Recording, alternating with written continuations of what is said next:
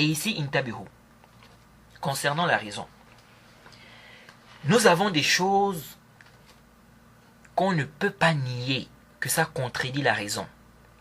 Par exemple, quelqu'un dit qu'il peut avaler une maison par sa bouche, et la maison reste dans son ventre, et il vit comme ça, avec la maison dans le ventre, il passe, n'est-ce pas, il marche, hein? Il est là entre les gens, il marche, et il est là avec la maison dans le ventre. Et ça, c'est impossible. Déjà, à travers la bouche,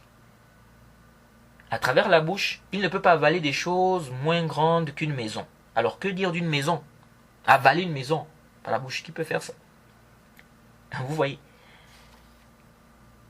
Donc ça, automatiquement, on dit, c'est pas possible, ça contredit la raison. C'est pas possible en fait.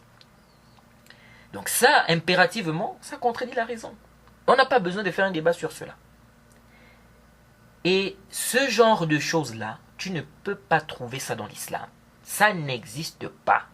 Tu ne peux pas trouver dans l'islam, dans les textes authentiques, ce qui contredit impérativement la raison, ou ce qui contredit la raison. Dans des textes authentiques. Ça n'existe pas.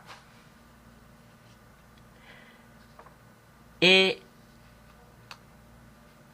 c'est-à-dire, ce qu'on ne peut pas nier, que ça contredit la raison, ça n'existe pas dans l'islam, dans des textes authentiques, dans ce qui est prouvé dans l'islam.